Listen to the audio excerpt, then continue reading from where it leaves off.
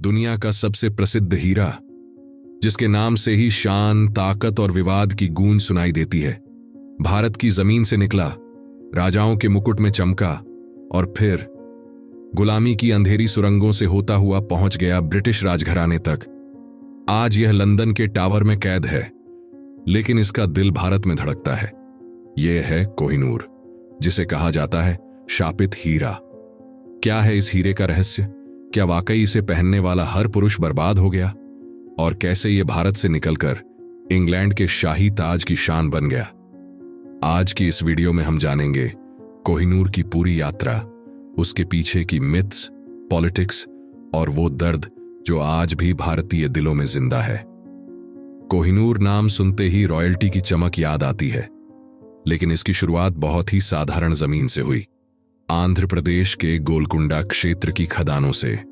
Kollur mine, जो कि कृष्णा नदी के पास स्थित थी, वहीं से इस हीरे की खुदाई हुई थी, लगभग 13वीं से 14वीं सदी के बीच। इसका पहला ऐतिहासिक उल्लेख मिलता है बाबरनामा में, जहां बाबर एक विशाल हीरे का जिक्र करता है, जिसे इतिहासकार कोहिनूर मानते हैं। शेरशाह सूरी, अकबर, जहांगीर, शाहजहां, सभी के पास यह हीरा पहुंचा और हर राजा ने इसे अपनी शान और ताकत का प्रतीक माना। कोहिनूर की कहानी उतनी ही खूनी भी है जितनी चमकदार। जब नादिर शाह ने 1739 में दिल्ली पर हमला किया, तो उसने दिल्ली के खजानों के साथ पीकॉक थ्रोन और कोहिनूर भी लूट लिया। उसने ही पहली बार इसे कोहिनूर यानी माउंटेन ऑफ लाइट नाम दिया। फिर यह अफगान शासक अहमद शाह अब्दाली के पास पहुंचा।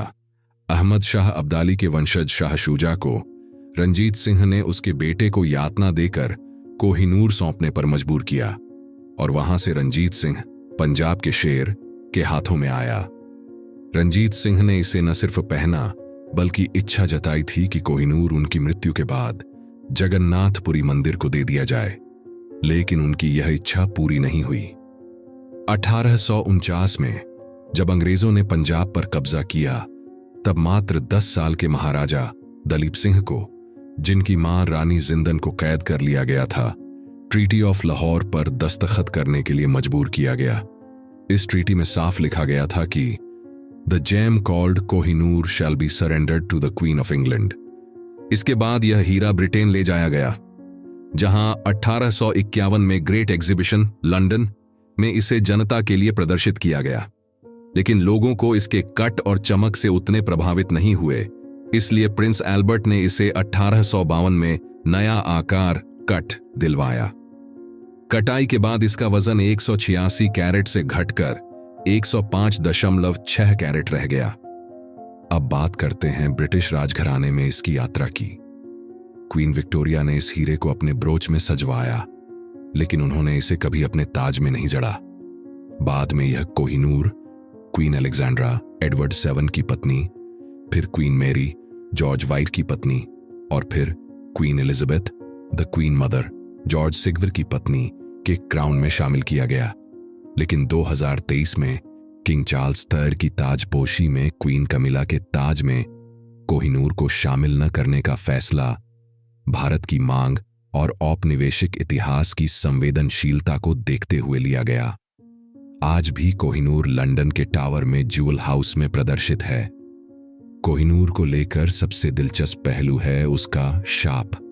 कहते हैं जिस भी पुरुष ने इसे पहना, वो या तो मर गया, हार गया, या उसका साम्राज्य बर्बाद हो गया। इसीलिए ब्रिटिश रॉयल फैमिली में इसे केवल महिलाएं ही पहनती हैं।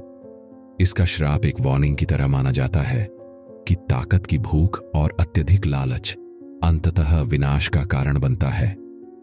भारत कई बार कोहिनूर की वापसी की मांग कर चुका है। 1947 के बाद से भारत सरकार ने कई बार डिप्लोमेटिक चैनल से कोशिश की है। 1976 में पाकिस्तान ने भी कोहिनूर पर क्लेम किया। 2016 में भारत सरकार ने सुप्रीम कोर्ट में कहा कि कोहिनूर उपहार में दिया गया था, लेकिन जनता के विरोध पर सरकार ने स्पष्ट किया कि वह इसे वापस लाने की कोशिश जारी रखेगी। आज भी भारत के लोगों के लिए कोहिनूर सिर्फ एक हीरा नहीं, बल्कि हमारी सांस्कृतिक धरोहर है, जिसे औपनिवेशिक लूट के प्रतीक के रूप में देखा जाता है। कोहिनूर की चमक आज भी उतनी ही तेज है, लेकिन इसके पीछे छिपा दर्द, राज और शाप भी उतना ही गहरा है। ये सिर्फ एक हीरा नहीं, बल्कि भारत के खोए हुए स्वाभिमान की चमक है, जो आज भी टावर ऑफ लंदन में बंद है। क्या कभी ये भारत लौटेगा, या हमेशा के लिए एक कॉलोनियल ट्रॉफी बनकर रह जाएगा? क्या आपको लगता है कोहिनूर को भारत वापस आना चाहिए? कमेंट करके जरूर बताइए। वीडियो अच्छा लगा हो तो लाइक करें, चैनल को सब्सक्राइब करें और इस इतिहास को हर भारतीय तक पहुंचाएं।